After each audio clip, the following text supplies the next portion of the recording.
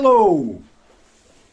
For those who don't know me, my name's Derek Bailey. I've been a wood turner now for over 40 years off and on, and taught for 8 of them.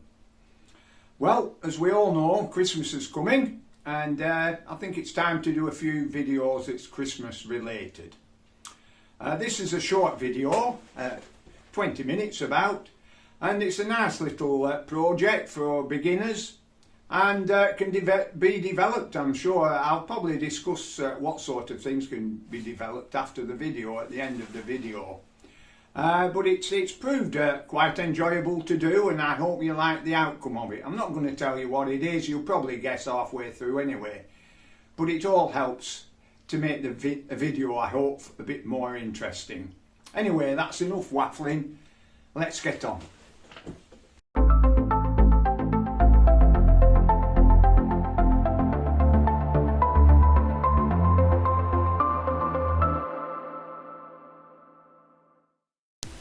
Well, I've just scouted round the workshop. I've got some old pine that's always lying around the workshop, which I often use for jigs and stuff like that. So let's see what I can make out of cheap pine.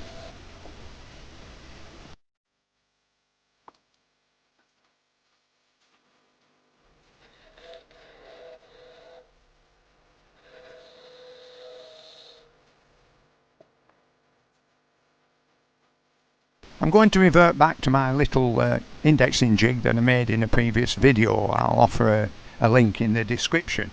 I'm going to select a disc that has 5 divisions. Let's see how we get on.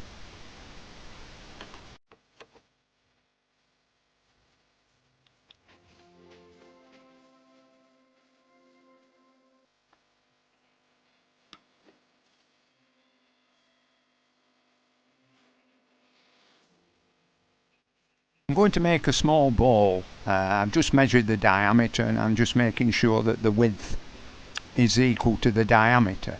I'm going to create a bowl in the future, but in the meantime I'm going to create 5 indexed holes in the cylinder.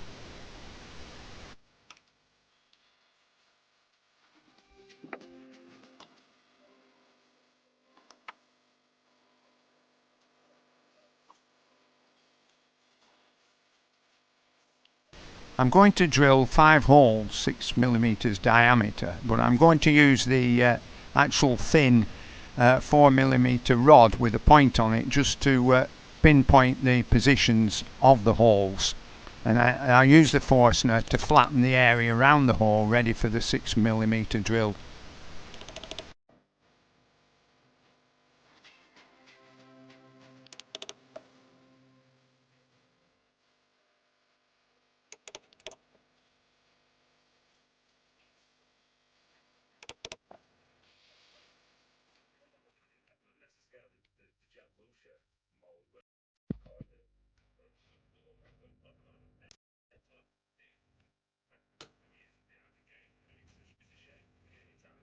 I was a bit lucky here. The shank of the Forstner bit just fits one of the bushes in the Axminster drill guide.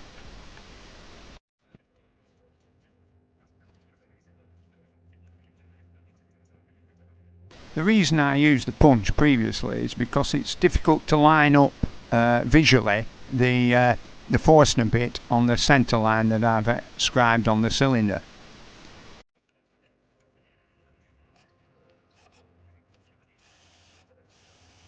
It's just a case now of removing wood so that the Forstner bit scribes a perfect circle on the cylinder. Once that's achieved, I stop.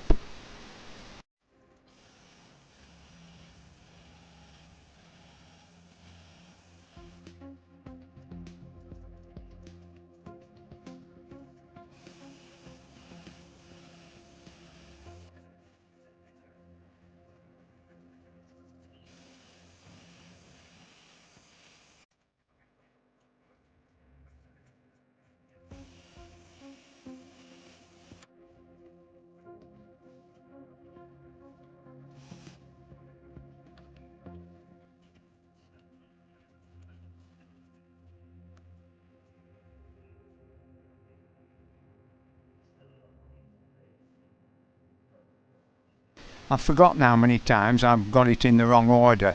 I must always remember to use the Forstner bit first, and the pimple, the depression it's left with the point, is used to guide the drill, so that the two drillings, the Forstner bit and the drill, are concentric to one another.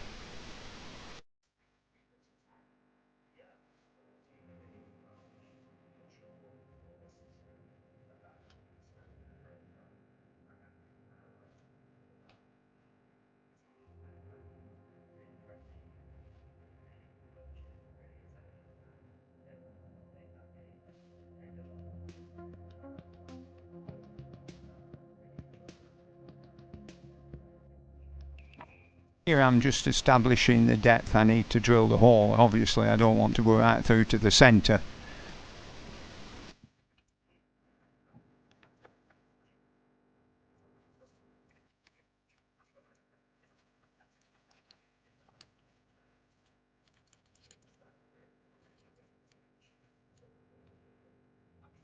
Here I've got to make sure that the drill is at right angles to the turned cylinder. That's most important. It helps to have the drill projecting out of the drill guide a little bit longer. It helps you use your eye to visualise a 90-degree angle of approach.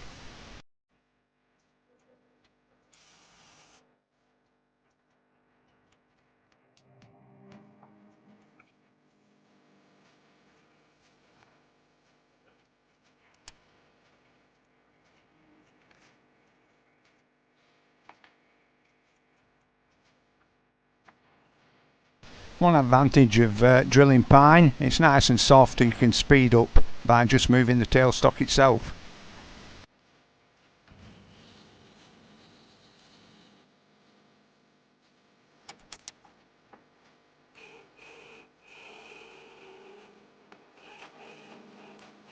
Here I'm just going to turn a ball, well not quite a ball, as long as it's symmetrical around the centre line and it looks decent, that's all that's needed.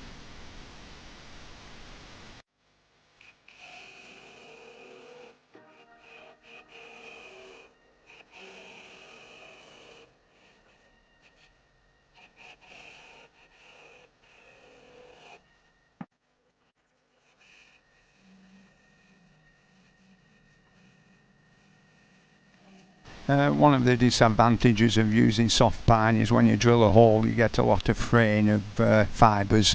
These have got to be removed.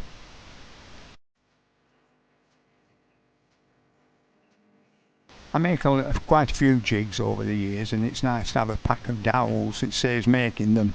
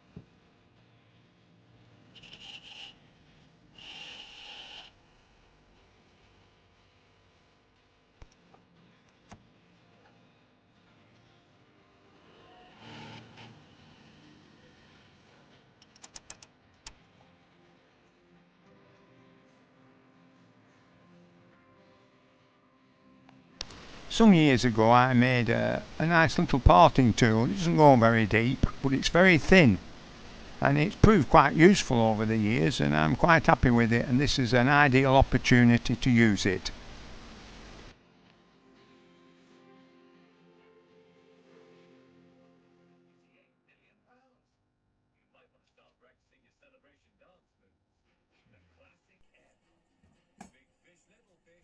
I'll be doing about 7 of these stems, and I want to put loads of little grooves in, equally spaced apart.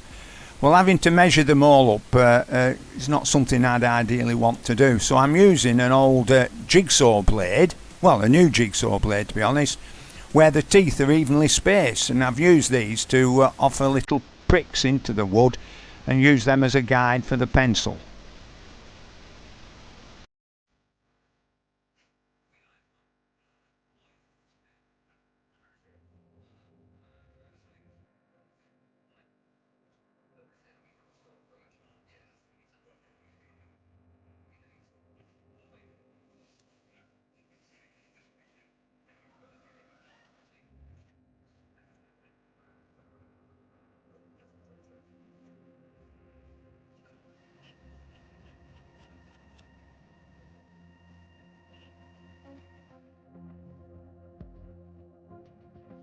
I'm putting a Sharpie mark on the parting tool to equalise the depth, but as I went on it wasn't necessary, and I just used what an old Lancashire term, racket thigh.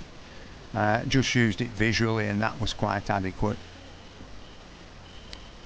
I changed my mind on the spacing, well, not the spacing but on the where I place the parting tool according to the lines I'd made. It looked a bit too wide apart and I was increasing the width, and pointless me using a thin parting tool and then increasing the width. So I scrapped this one and started again.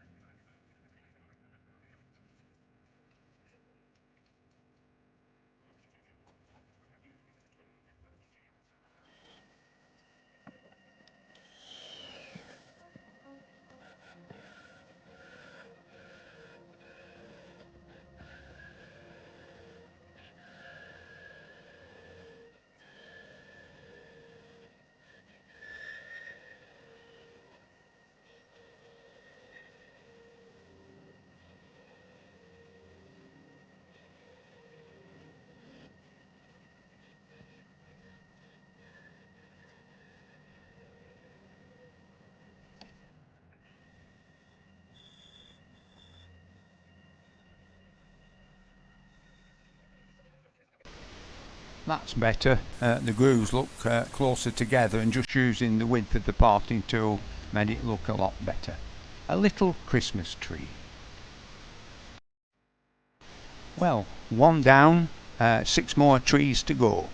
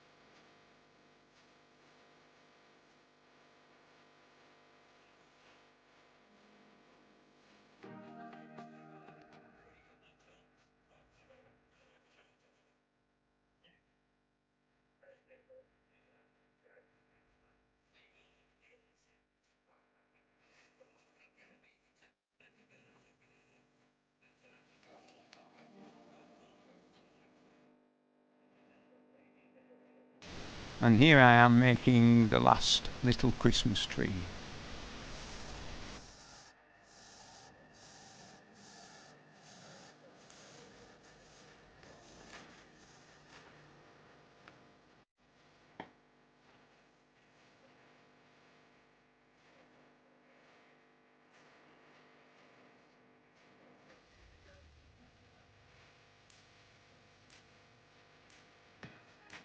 Well, here it is. Little star for the Christmas tree, made out of 7 little Christmas trees. I think if we can scale this up using light wood, you don't want heavy wood or else the tree will fall over. But I don't see any reason why this can't be scaled up and use different woods with different effects and different colours. Anyway, I hope you like that, and it's just a matter of painting it now.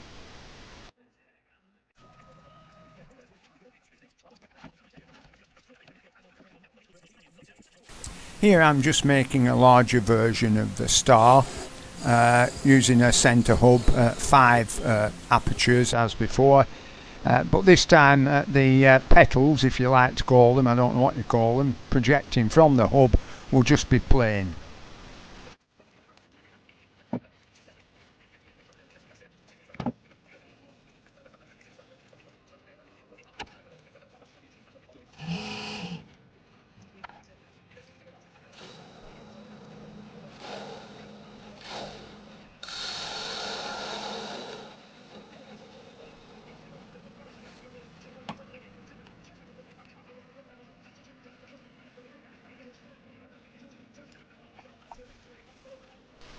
Here I'm just making a little jig to accept the petals so that I can round off the sharp points, preventing accidents.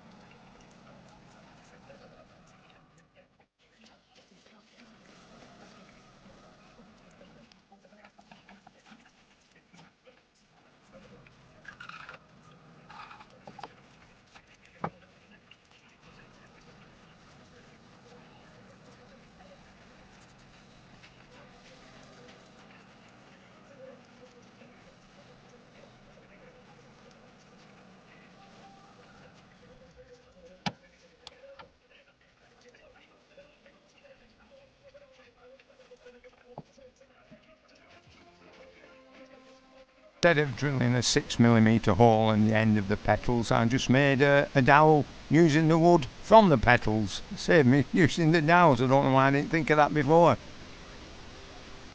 I've decided not to glue the petals to the hub so that they can easily be packed away for next Christmas along with all the other baubles that one acquires over the years. After sanding, I'm just finishing off with 1 coat of sanding sealer, and then I can determine whether I want to paint them or stain them.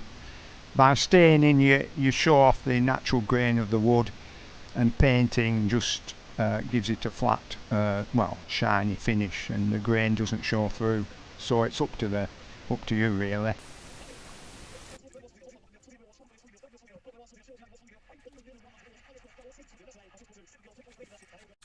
Well, there you have it. A nice little star I've decided to paint them bronze and sort of gold. It's interesting. You've got these grooves. You could probably mess around with glitter, put some araldite in, or mix up a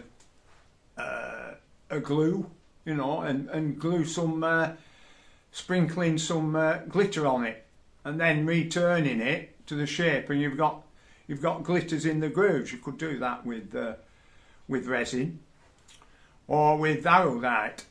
The only thing to do is to drill a hole in, and so you can dangle it from the trees. You can separate them off. If you made them larger, it'd probably be more appropriate if you made each stem larger.